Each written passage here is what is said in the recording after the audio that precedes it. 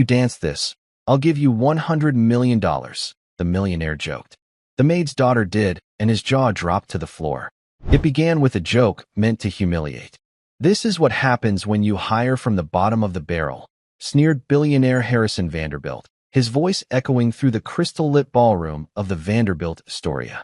The crowd laughed nervously as he pointed at Carol Peterson, a hotel maid frozen in shame, clutching a tray of empty glasses. If you can dance better than my wife, I'll give you $100 million. But if you can't, you're fired. 200 of New York's elite looked on, some amused, others horrified. And then, from the shadows, came a voice clear as glass. She won't dance. But I will. A 10-year-old girl stepped forward, standing between her mother and one of the most powerful men in America. This is the story of how a child's courage defied cruelty and changed everything. Just before we dive in, let us know in the comments where you're watching from today.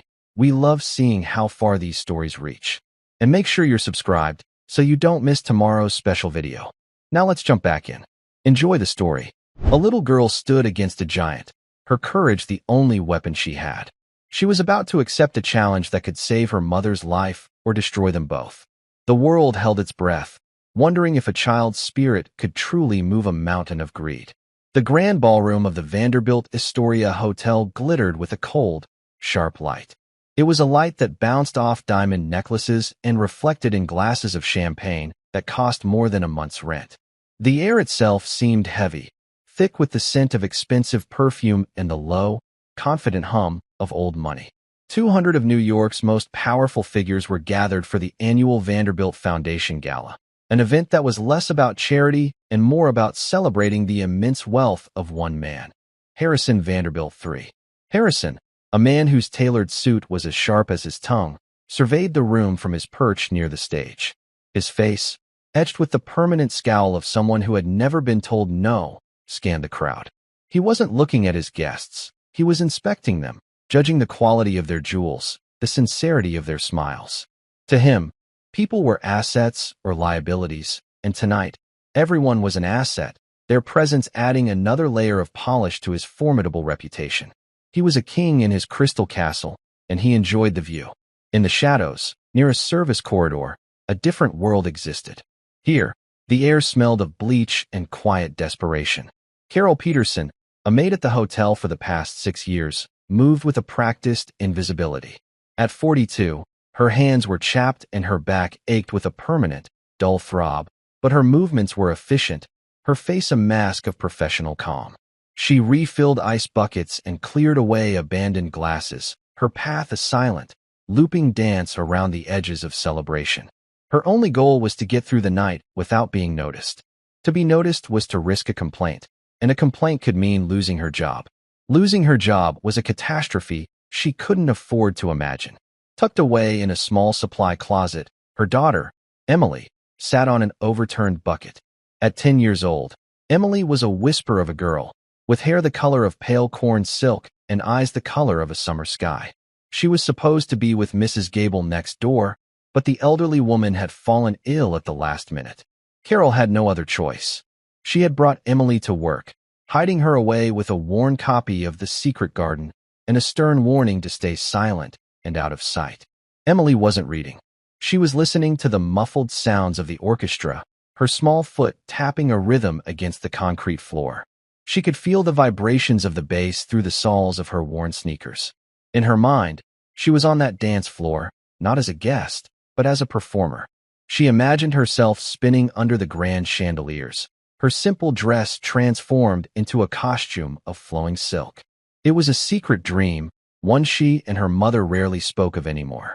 It was a dream from before the sickness, before the mountain of bills had buried them. The sickness had come for her father first, a swift and merciless cancer that had stolen him and every penny of their savings. Then, it had come for Carol. Not a cancer, but a persistent, debilitating illness that required treatments not fully covered by her meager insurance. The debt was a living thing, a monster that grew larger every month. It was the reason for the double shifts, the reason Emily was sitting in a closet instead of a warm bed, the reason the light in her mother's eyes seemed to be dimming. Carol entered the closet, her face etched with exhaustion. "Just a few more hours, sweetie," she whispered, handing Emily a small bottle of water. Are you doing okay? Emily nodded, forcing a smile. I'm fine, Mom. I can hear the music. A flicker of pain crossed Carol's face. Before, they had always had music in their small apartment. Her husband, Frank, had loved to waltz with her in the kitchen. And Emily was born to dance. From the time she could walk, she moved with a grace that seemed otherworldly.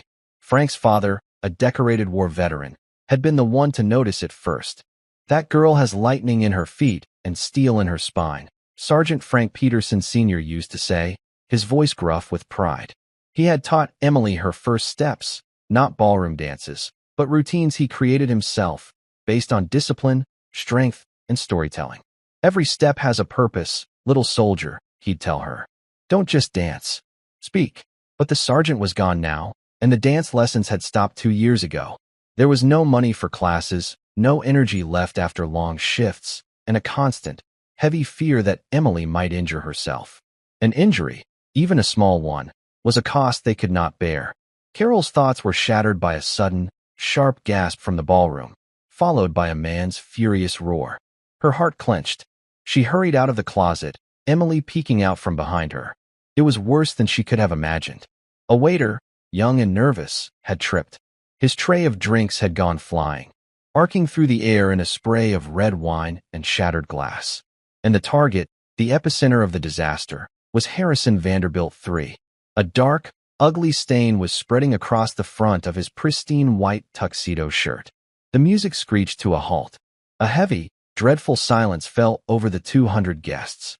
All eyes were on Harrison, whose face was contorted into a mask of pure fury. You incompetent fool, he bellowed, his voice echoing through the vast space. The young waiter was pale, stammering apologies that no one could hear. Get him out of here. Fired, Harrison commanded, waving a dismissive hand. 2 security guards moved in, gently but firmly escorting the tearful young man away. The event manager, a man named Mr. Davies, rushed forward with a cloth. Mr. Vanderbilt, my deepest apologies. A terrible accident. Harrison snatched the cloth and dabbed uselessly at his shirt. Accident. This is what happens when you hire from the bottom of the barrel, Davies. Incompetence. That's the disease of the working class.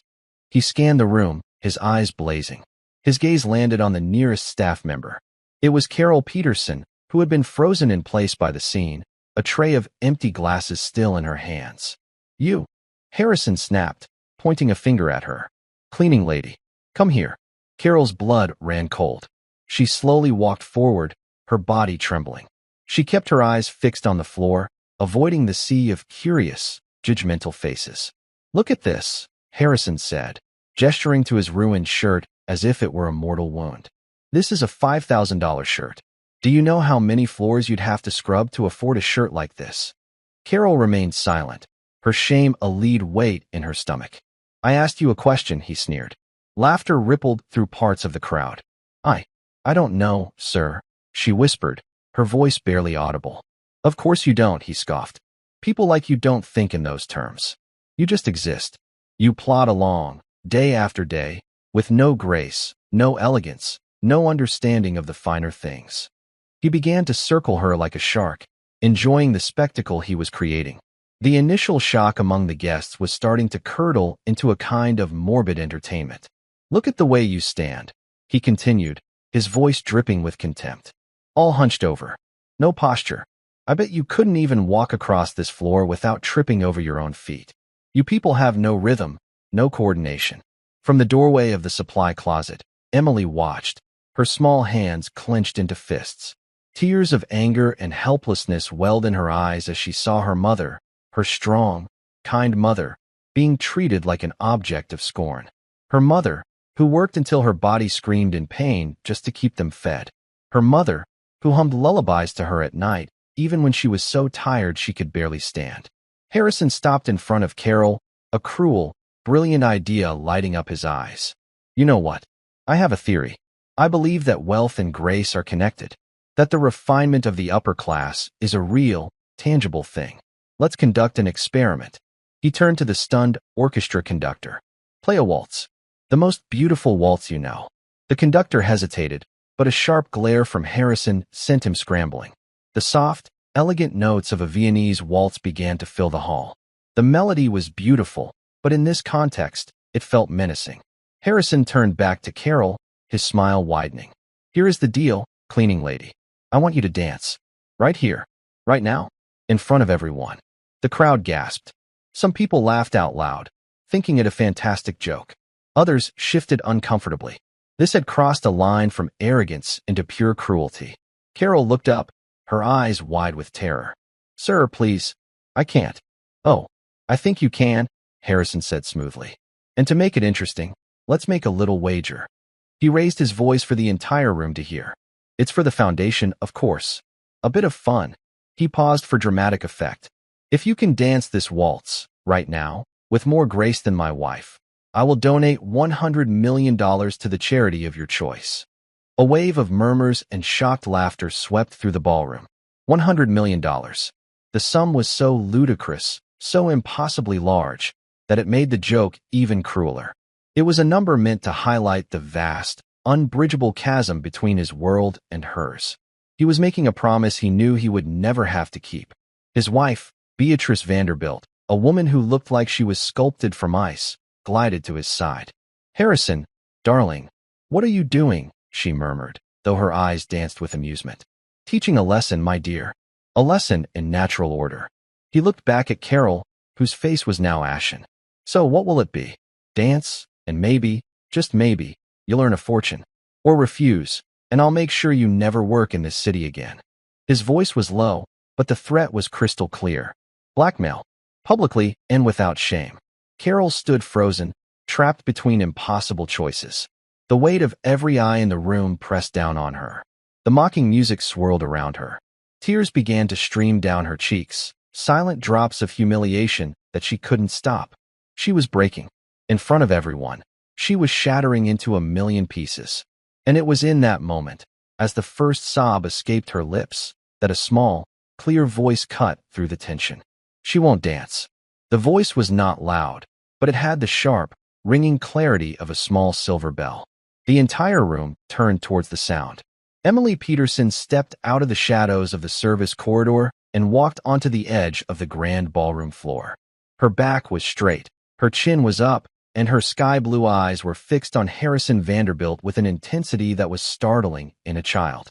She walked until she was standing in front of her mother, placing herself between Carol and the billionaire. "She won't dance," Emily repeated, her voice steady despite the thunderous beating of her heart. "But I will." A profound, absolute silence descended upon the ballroom. Harrison Vanderbilt stared at the 10-year-old girl, his jaw slack with disbelief. The orchestra faltered, the beautiful waltz dissolving into a few confused, discordant notes before stopping completely. 200 of New York's richest and most powerful people stared at the small, blonde girl in the simple cotton dress who had just accepted an impossible challenge on behalf of her mother. The game had just changed, and no one, least of all Harrison Vanderbilt, knew the new rules. The silence in the ballroom stretched for a long, heavy moment. It was finally broken by Harrison Vanderbilt, who let out a short, barking laugh.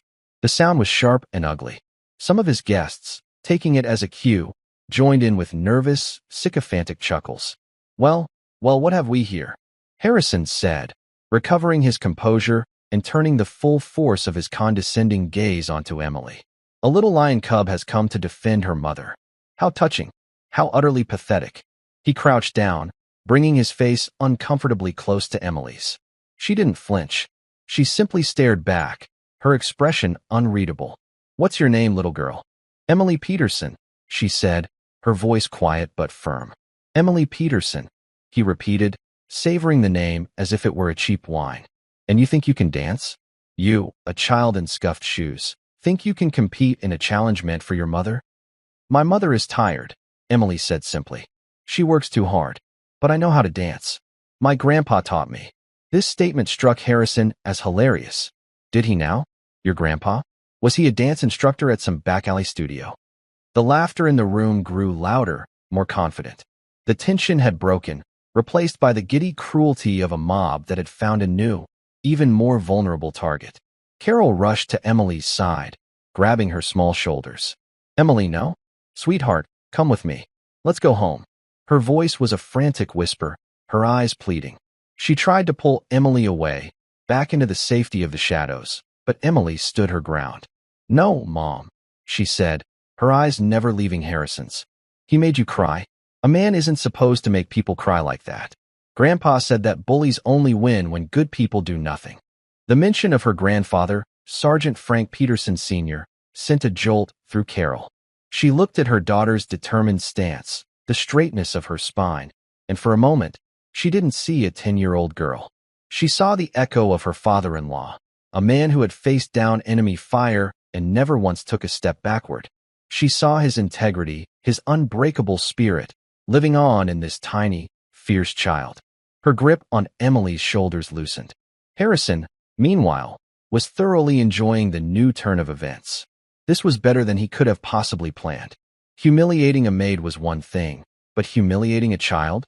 The spectacle would be legendary. He stood up straight and addressed the room, his voice booming with theatrical generosity. "All right, ladies and gentlemen, we have a new contestant. Little Emily Peterson believes she can dance for her mother's honor. And for $100 million. He paused, letting the absurdity of the statement sink in. "I am a man of my word. The offer stands. If this child can dance the waltz with more grace and skill than my wife, Beatrice, I will make the donation." Beatrice Vanderbilt glided forward. She was a former amateur ballroom champion, a woman who spent 3 days a week with a private tutor from Vienna. She looked Emily up and down, a venomous smile playing on her lips. "This is absurd, Harrison. It's like pitting a racehorse against a stray puppy. It's hardly a competition." "Nonsense, darling," Harrison boomed. "It's entertainment. And we need to set the standard, don't we? You will dance first. Show our little guest what real grace looks like." He then turned back to Emily, his eyes glinting with malice. "But every wager needs stakes on both sides. The $100 million is what you win. We must decide what you lose." He tapped his chin, pretending to think. "I know. When you fail, and you will fail, make no mistake, your mother will not be fired. That's too simple." Instead, his voice dropped, becoming silky and cruel. "She will get on her hands and knees and personally polish the shoes of every single guest in this room. With her own apron. Tonight." A collective gasp went through the crowd. This time, there was no laughter. The cruelty was now so naked, so profound, that it made even the most callous of his guests shift in their seats. He wasn't just humiliating Carol. He was demanding her complete and utter debasement. He was asking her to sacrifice her last shred of dignity in front of her own child. Carol's face went white. "No," she choked out. "You can't. She's just a child. This is between you and me." "It was," Harrison corrected her smoothly. "Until your daughter stepped in. These are the terms. Accept them, or leave here tonight with no job and no prospects. I will personally see to it." He had them trapped, cornered.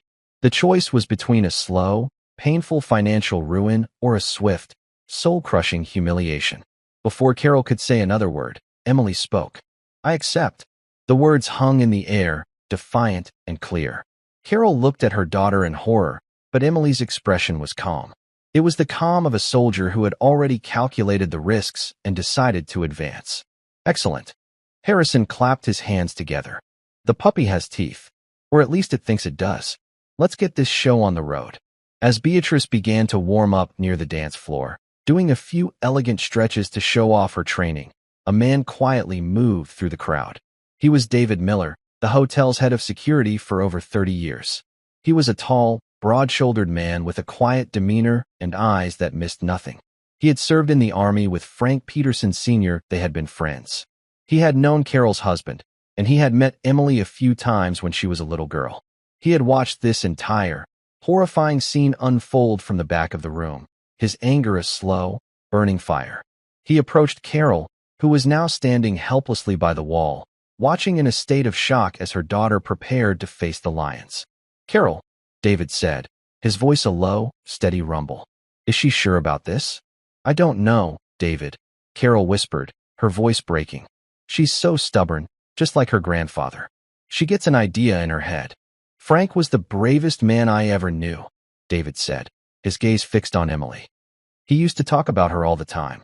He said she was special. He said she had a gift." He looked closer at Emily, who was standing motionless at the edge of the dance floor. She wasn't looking at the crowd or at Beatrice. Her eyes were closed, her hands loosely at her sides. She seemed to be gathering herself, drawing strength from some deep, inner well. What did he teach her? David asked softly. He called it story dancing, Carol murmured, remembering. He said that dance wasn't about fancy steps. It was about telling the truth without words. He made up routines for her. One about a lonely soldier, one about a bird learning to fly. I haven't seen her dance like that in years. David nodded slowly. He had a feeling this would be no ordinary dance.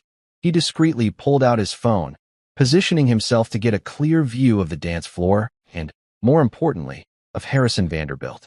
He pressed the record button. Whatever happened next, the world was going to see it. On the dance floor, Beatrice was ready. She gave the conductor a nod. The orchestra began to play the Blue Danube, a classic, sweeping waltz. Beatrice began to dance, her movements fluid and technically perfect. She spun across the floor, her expensive gown shimmering under the lights. She was the picture of aristocratic elegance. The guests applauded politely. She was exactly what they expected, beautiful, skilled, and utterly devoid of soul. Her dance was a performance of privilege, a demonstration of lessons well learned and paid for. It was impressive, but it was hollow. She finished with a flourish and a confident smile, curtsying to the audience. Harrison applauded the loudest, a smug, triumphant look on his face. Bravo, my dear. An exquisite performance. That is the standard to beat. He gestured dramatically towards Emily. And now, for our main event. The little mouse takes the stage. The laughter was back, but it was more subdued now. A nervous anticipation had settled over the room. Emily walked to the center of the vast, empty dance floor. She looked impossibly small and alone under the glare of the chandeliers. The contrast between Beatrice's shimmering gown and Emily's simple dress, between Beatrice's confident smile and Emily's solemn expression, was stark. The conductor looked at her. "What song would you like, little one?" he asked, his voice surprisingly gentle. Emily looked at the orchestra, her blue eyes scanning the musicians. Then she said, her voice carrying across the silent room, "Do you know Amazing Grace?" A confused murmur went through the crowd. Amazing Grace? That wasn't a waltz. It was a hymn. It was slow, mournful, and completely unsuitable for the challenge. Harrison laughed dismissively. The child doesn't even know what a waltz is. This is perfect. Play it. Play the funeral dirge. The conductor looked uncertain, but Emily gave him a small, reassuring nod. He sighed and turned to his musicians, giving them quiet instructions. After a moment, the lone, haunting sound of a violin filled the air, playing the first few bars of the beloved hymn. It was a melody of sorrow, but also of hope. Emily closed her eyes. She did not assume a classic ballet or ballroom stance. Instead, she stood with her feet slightly apart, her arms at her sides, as if listening to a voice only she could hear. In her mind, she was back in her grandfather's small living room. She could hear his voice, gravelly and kind. "Don't let them see your fear, little soldier. Let them see your story. Now, show me the story of the fallen sparrow who learned to fly again." As the first full verse of the music began, Emily moved. It was not a dance of celebration.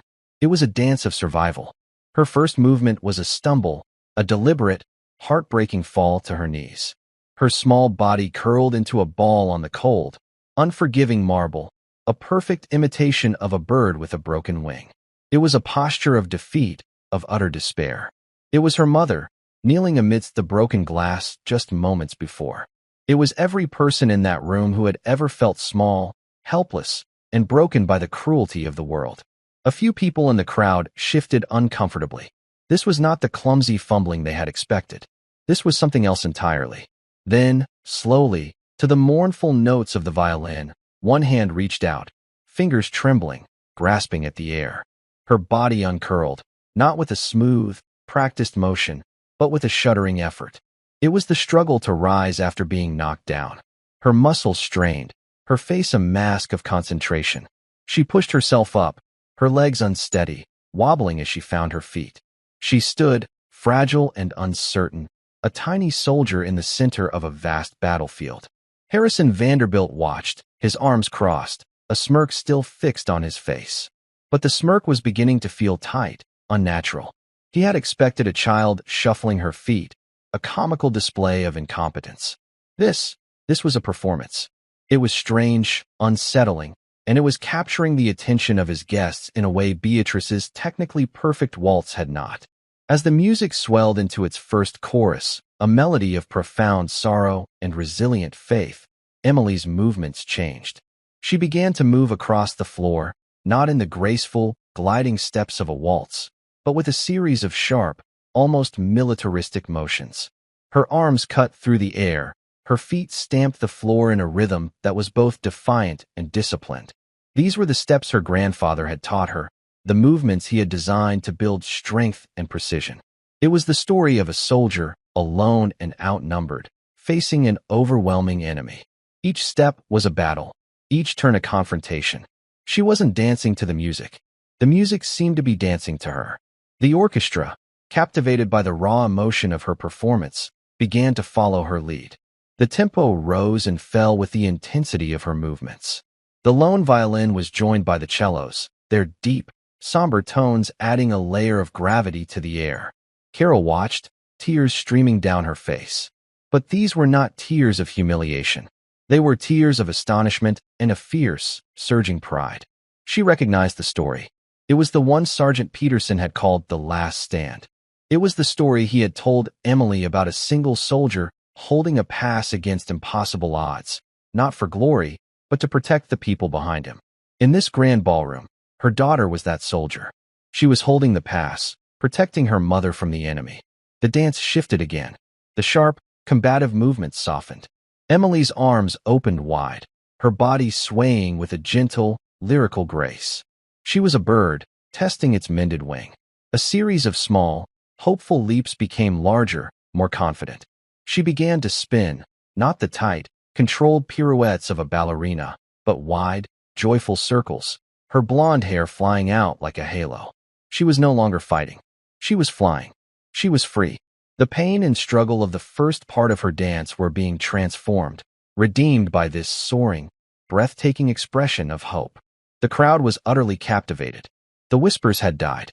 The nervous laughter was a distant memory. No one was looking at their phones. No one was thinking about their stock portfolios or their summer homes in the Hamptons. Every single person was watching the little girl in the simple dress who was telling a story more profound and more moving than any they had ever seen on a Broadway stage. They were seeing their own struggles, their own secret heartbreaks, their own moments of resilience played out on the marble floor.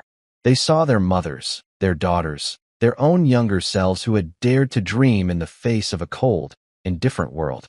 And in the collective gaze of 200 of New York's most cynical and powerful people, something remarkable happened. They began to feel. David Miller, standing by the back wall, kept his phone steady, his knuckles white. He saw the sergeant in every step Emily took. He saw his friend's iron will, his unshakable integrity, his belief that true strength came not from wealth or power, but from courage and love. He wasn't just recording a video, he was bearing witness. The only person in the room who seemed immune to the magic was Harrison Vanderbilt. His face had gone from smug amusement to confused irritation, and finally, to a dark, simmering rage. This was not how his game was supposed to go. The child was supposed to be a clown, an object of ridicule. But she wasn't. She was a prodigy. She was a star. And she was stealing the spotlight at his party, in his hotel, turning his carefully orchestrated spectacle of cruelty against him. She was making him look like a fool, not through clumsiness, but through a talent so immense it was undeniable. His guests were not laughing at her, they were mesmerized by her. He could feel the mood in the room shifting, turning against him. The admiration in their eyes was an indictment of his own boorish behavior. As the final, soaring notes of amazing grace filled the hall, Emily's dance came to an end. She finished not with a bow or a curtsy, but by standing perfectly still in the center of the floor, her chest rising and falling with her breath, her head held high. She slowly lowered her arms and looked directly, not at the audience, but at one man. Her sky-blue eyes, clear and unwavering, locked onto Harrison Vanderbilt. There was no fear in her gaze. There was no anger. There was only a quiet, powerful question. For a full 10 seconds, the ballroom was shrouded in a silence so complete It was like a physical presence. It was a silence of awe, of reverence. Then, one person began to clap. It was an elderly woman in the front row, a respected philanthropist known for her quiet dignity. Her solitary applause was followed by another, and then, like a tidal wave, the room erupted. It was not polite applause. It was a roar. It was a standing ovation. People were on their feet, their faces alight with an emotion that had been absent all evening, genuine admiration. They were clapping for the child, for her courage, for her astonishing gift. They were clapping for the beauty and truth she had brought into this cold, sterile room. Carol sobbed openly, her hand covering her mouth, her heart feeling like it would burst with love and pride. The applause went on, a deafening tribute to the small girl who had stared down a giant and won. Harrison Vanderbilt stood frozen in the eye of the storm, his face a thunderous mask of fury. The sound of the applause was a physical assault. It was a judgment. It was the sound of him losing control. "Stop," he roared, his voice barely audible over the din. "Stop it." Slowly, reluctantly, the applause died down, replaced by a tense, expectant silence. The guests turned to look at him, their expressions no longer sycophantic, but questioning, challenging. "What is wrong with you people?" Harrison snarled, his voice shaking with rage. "You're applauding a circus act. That was not a waltz. That was flailing. She did not fulfill the conditions of the wager." He pointed a trembling finger at Emily. "The challenge was to dance the waltz with more grace than my wife. She failed. The wager is off. And as for the consequences..." He turned a venomous glare on Carol. Your daughter made a deal. You will honor it. Get on your knees." A wave of shock and disgust rippled through the audience. They had just witnessed something beautiful, something transcendent, and Harrison's response was to double down on his cruelty. He had completely misjudged the room. The spell of his power was broken. "I don't think so, Harrison." The voice came from the back of the room. It was calm, authoritative, and it belonged to a man who had not spoken all evening. General Marcus Thorne, a retired four-star general and a highly respected member of the city's old guard, began to walk forward. He was a man in his late 70s, with a ramrod-straight posture and eyes that had seen the worst of humanity and had not blinked. He was one of the few people in New York whose influence and reputation rivaled Vanderbilt's. When he spoke, people listened. "That girl showed more grace in 5 minutes than you've shown in your entire life," the general said, his voice cold as steel. He stopped beside Emily, placing a gentle, protective hand on her shoulder. He looked down at her, and his stern expression softened for a moment. "That was quite a display, young lady. Your grandfather would have been proud." Emily looked up at him, her eyes wide with surprise. "You knew my grandpa?" "I did," the general said, his voice softening. "I had the honor of serving with Sergeant Frank Peterson. He was one of the finest men I ever knew. He saved my life and the lives of 5 other men during the Battle of Fallujah. He ran through enemy fire, with no regard for his own safety, to pull us out of a burning vehicle. He was awarded the Medal of Honor for his bravery." He turned his piercing gaze back to Harrison Vanderbilt, and now his voice was laced with a quiet, deadly fury.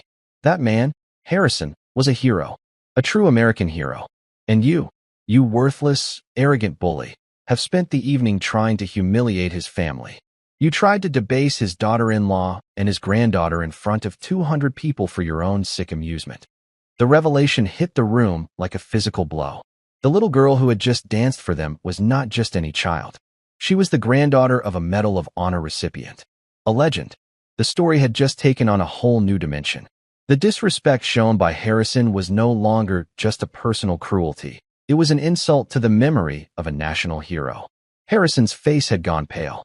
He had known, of course, that Carol's last name was Peterson, but it was a common name. He had never made the connection. He had stepped on a landmine he never knew was there. The general wasn't finished. "The wager," he continued, his voice ringing with authority, "was about grace. And grace, Mr. Vanderbilt, is not about perfect dance steps or expensive dresses. It is about dignity under pressure. It is about courage in the face of cruelty. It is about honor. By that definition, this child has not only met the conditions of your challenge, she has surpassed them in a way you are clearly incapable of understanding." He turned to address the silent, watchful crowd. "I, for one, believe the wager was won. And I will personally pledge the first $10 million to whatever charity Mrs. Peterson chooses. Before the words were even fully out of his mouth, the elderly philanthropist who had started the applause spoke up. And I will pledge another $5 million. A third voice called out, count me in for 5. And then another, and another. It was a cascade. Pledges began flying from every corner of the ballroom. It was a spontaneous, overwhelming rebellion against Harrison Vanderbilt. His guests, the very people whose approval he craved, were publicly and enthusiastically siding with his victim. They were not just donating money, they were casting a vote. They were voting against him. Within minutes, the pledges had soared past 50 million, then 75, then 100. They were collectively, joyfully, fulfilling the promise that Harrison had made as a joke, turning his cruel wager into a stunning reality. Harrison Vanderbilt stood alone in the center of the room, his wife having discreetly melted back into the crowd. His face was a canvas of disbelief, fury, and for the first time in his life, a creeping, unfamiliar feeling, utter and complete humiliation. The power he had wielded so arrogantly all night had vanished. The room, his room, was no longer his. It belonged to the maid and her daughter. David Miller stopped recording. He had more than enough. He quietly sent the file to a journalist friend at the New York Times with a simple message. You're not going to believe this. Emily stood beside the general, her small hand now holding his. She looked at her mother, who was being surrounded by well-wishers, women in diamonds and silk who were now patting her arm and telling her how proud she must be. Carol was crying and laughing at the same time, her face transformed by a joy so profound it seemed to erase years of hardship. Then, Emily looked back at Harrison Vanderbilt. He looked small now, pathetic and isolated in his own glittering ballroom. She felt a strange pang in her chest. It wasn't triumph. It was something closer to pity. Her grandfather had taught her about fighting, but he had also taught her about victory.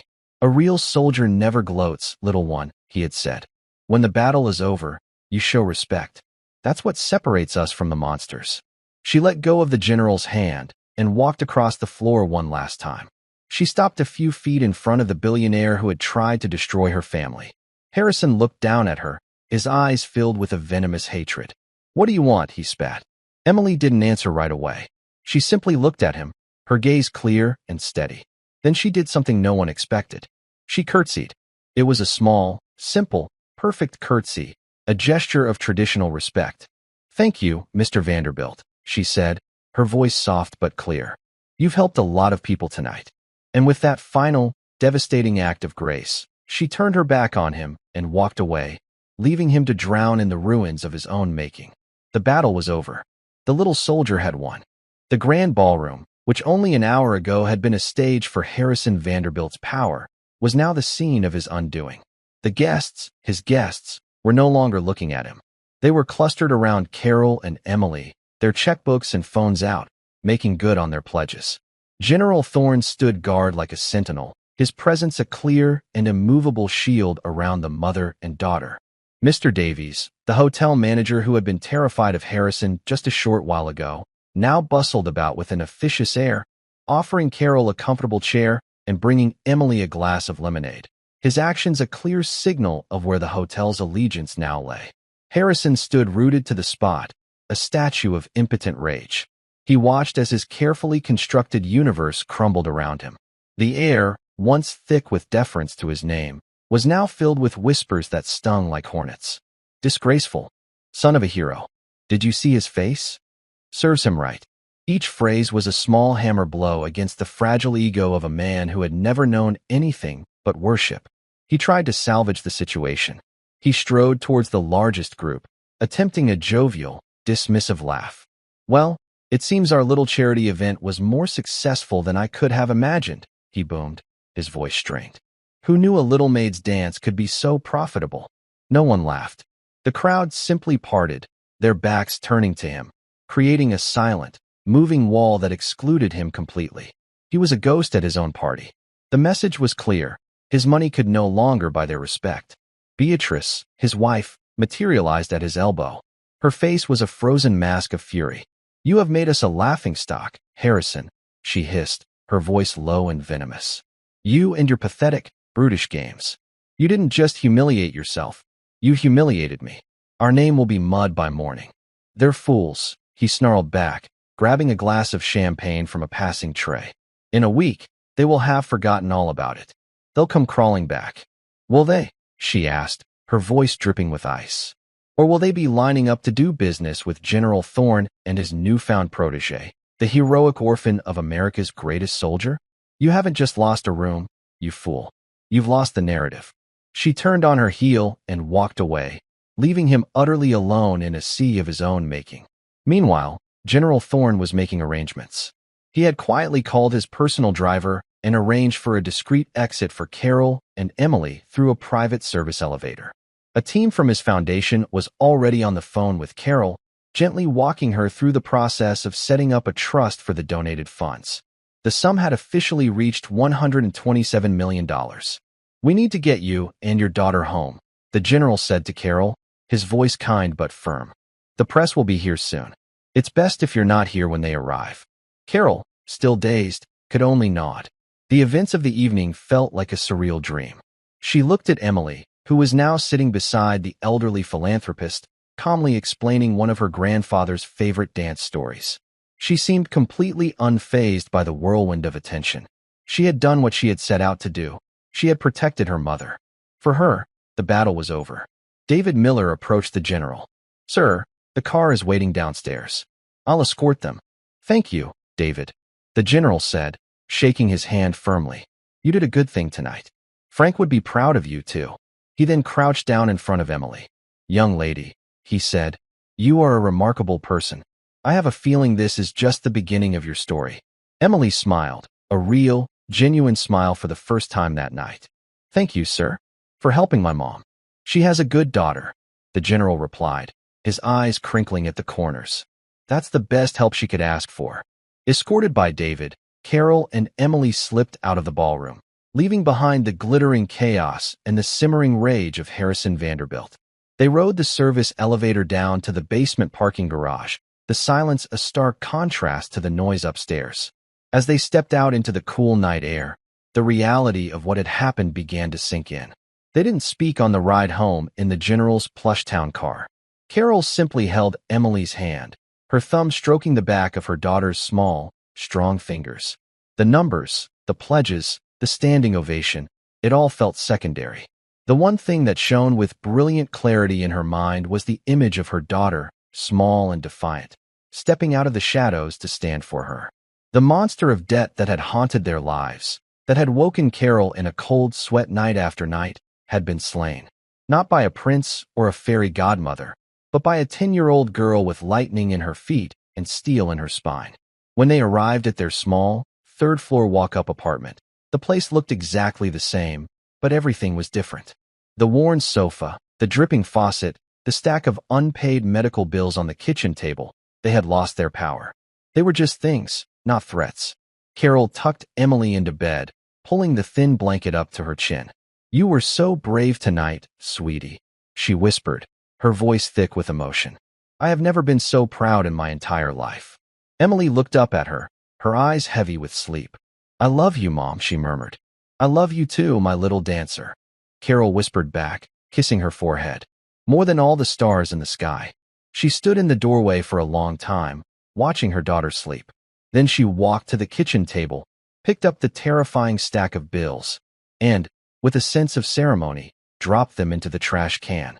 It was the beginning of a new life. By 8 a.m. the next morning, the story was everywhere. The video David Miller had sent to his journalist friend had not just been published, it had exploded. It was the lead story on every news website, every morning show, every social media platform. The headline in the New York Times read, "Vanderbilt's Folly.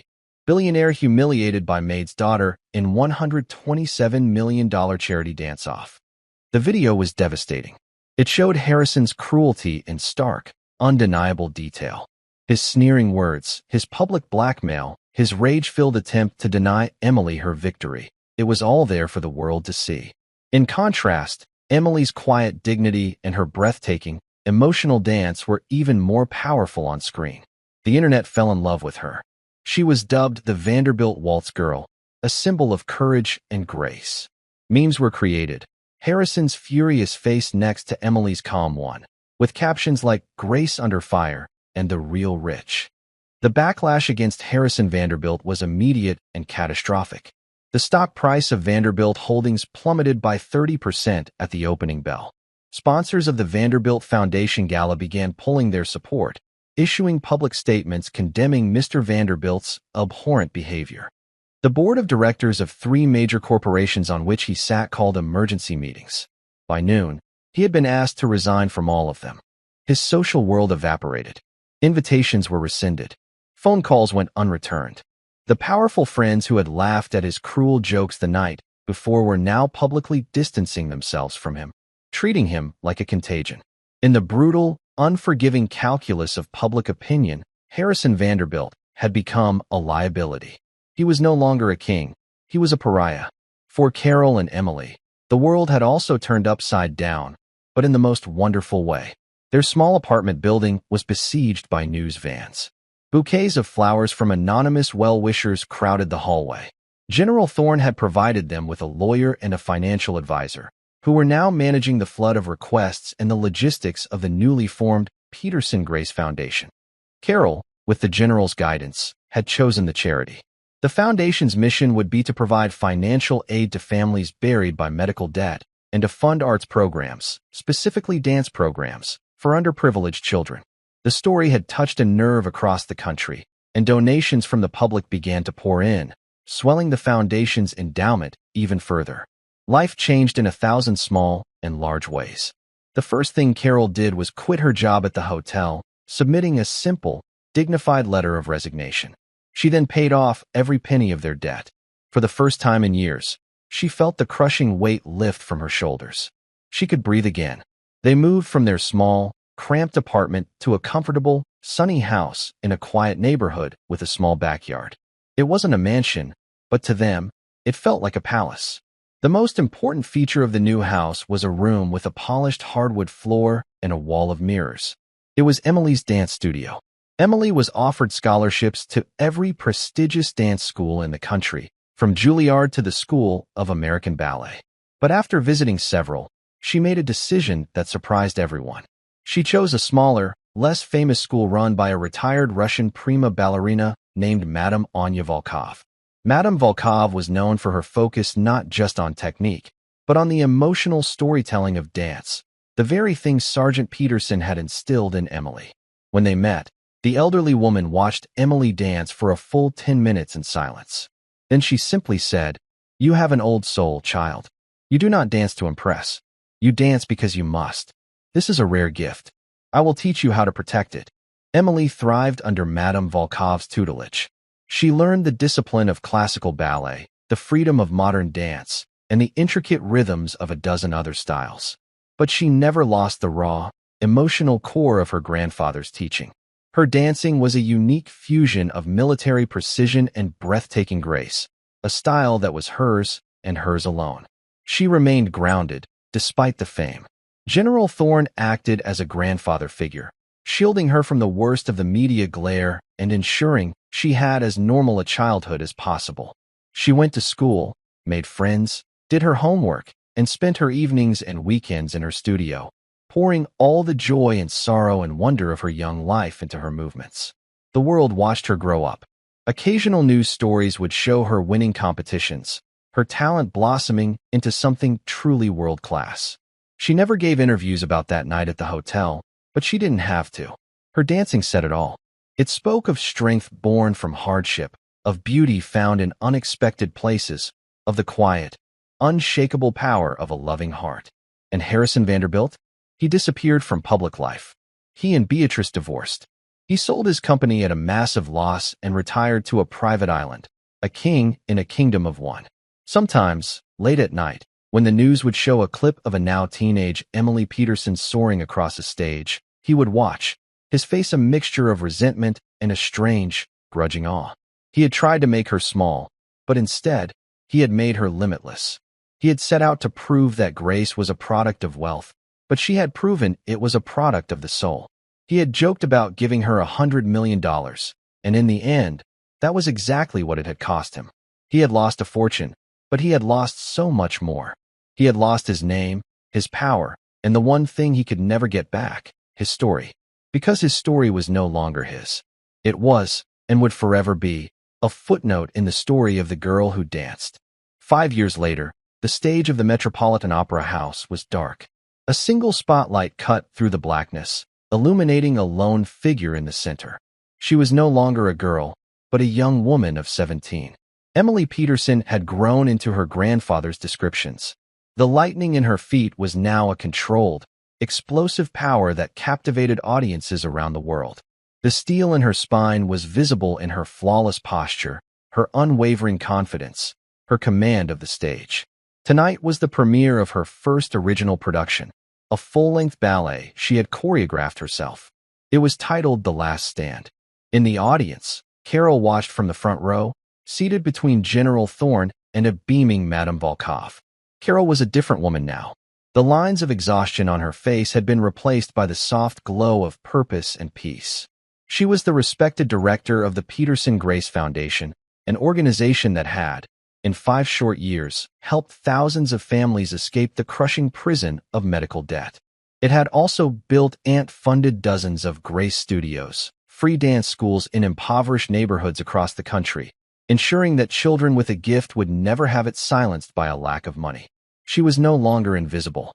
She was a force for good, her quiet strength now amplified, touching countless lives. The ballet began. It was the story of that night, retold not with words, but with the universal language of movement. The first act depicted a world of cold, sharp angles and arrogant, strutting figures in glittering costumes. The lead male dancer, representing Harrison Vanderbilt, was a whirlwind of aggressive, domineering movements, his choreography a brilliant, scathing critique of empty power. The corps de ballet, representing the party guests, moved like puppets, their actions dictated by the lead. Then, a small, solitary dancer entered the stage. She moved with a quiet, efficient grace, clearing away the props left by the others. It was the maid. Another dancer, portraying a young Emily, watched from the shadows. The audience was silent, completely enthralled. The pivotal scene arrived. The confrontation. The music, a powerful, modern score composed specifically for the ballet, swelled with dramatic tension. When the Vanderbilt character turned his fury on the maid, the dancer portraying Emily stepped forward. The music stopped. A single, haunting violin began to play Amazing Grace. And then, Emily Peterson danced. She danced the story of the fallen sparrow. She danced the story of the lone soldier. She danced the story of her mother's pain and her own fierce, protective love. It was the same dance from that night in the ballroom, but it was deeper, richer, imbued with 5 more years of life, of training, of understanding. It was a masterpiece of emotional storytelling. On the vast stage of the Met, her performance was not just a personal memory. It became a universal anthem of defiance against cruelty, of hope against despair. When the final note faded and Emily stood, poised and triumphant, in the single spotlight, the silence held for a beat. Then the theater exploded. The applause was a physical force, a tidal wave of sound that seemed to shake the very foundations of the building. It was a roar of recognition, of admiration, of love. Roses rained down on the stage. Backstage, after the 17th curtain call, Emily was wrapped in a hug by her mother. "He would be so proud of you, sweetie," Carol whispered, her eyes shining. Not just for the dancing, for the story. General Thorne, his own eyes suspiciously moist, simply squeezed her shoulder. "You honored him tonight, Emily. You honored all of them." A week later, a letter arrived at the Peterson Grace Foundation. It was addressed to Emily. The envelope was made of cheap paper, the postmark from a small, forgotten town in the Caribbean. The handwriting inside was shaky, almost unrecognizable. "Miss Peterson, I saw a report about your ballet on the news. They showed a clip of your performance. It was remarkable. I live a very quiet life now. The world has forgotten me, and that is for the best. For a long time, I was consumed by a bitterness so profound I thought it would be the end of me. I lost everything I valued, my money, my name, my wife, my so-called friends. I deserved to lose it all. What I didn't understand that night, and for many years after, was that I had lost the most important thing long before I ever met you. I had lost my own humanity. In my world, People were objects, tools to be used for my own advancement and amusement. Kindness was a weakness. Cruelty was a form of power. You taught me, and the entire world, how wrong I was. Your dance that night was not an attack. It was a lesson. I was not a worthy student at the time, but the years have a way of forcing you to learn. I do not write this letter asking for your forgiveness. That is something I have no right to ask for. I write simply to acknowledge a truth it has taken me a lifetime to understand. Grace is not something you can buy. It is something you must build within yourself, often from the ashes of your own mistakes. Your dance showed me that. Thank you. Sincerely, H. Vanderbilt. Emily read the letter twice, then handed it to her mother. Carol read it, her expression thoughtful. It seems, she said softly, that even a fallen sparrow can learn to fly again. Emily folded the letter and put it away. She felt no triumph, no satisfaction, only a quiet sense of closure. The final ghost of that night had been laid to rest. The next day, Emily was at one of the Foundation's newest Grace studios in the Bronx. She was not there as a star, but as a teacher. She moved among a group of wide-eyed 10-year-olds, adjusting a small girl's posture, offering a word of encouragement to a shy boy in the back. She was showing them the first steps of a simple routine. It was a dance her grandfather had created for her years ago. It was a story about planting a seed in hard ground and tending to it with patience and love, until, against all odds, it grows into something beautiful and strong. As the children danced, their faces alight with the pure, uncomplicated joy of movement, Emily watched them, her heart full. This, she realized, was the true victory. It wasn't the applause or the fame. It wasn't the downfall of a cruel man. It was this. It was passing the gift on. It was ensuring that the legacy of Sergeant Frank Peterson Sr., a legacy of courage, integrity, and grace under fire, would live on, not just in a world-famous ballet, but here, in the hopeful, stomping feet of a new generation of dancers. The battle had been won that night in the ballroom, but the story, her story, their story, would be told forever.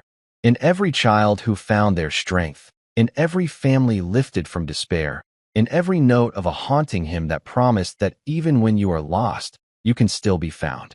The dance would go on. And that's where we'll end the story for now.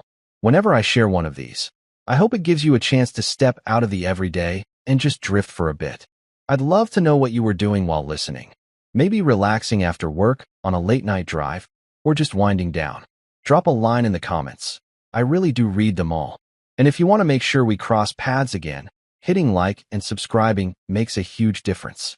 We are always trying to improve our stories, so feel free to also drop your feedback in the comment section below. Thanks for spending this time with me.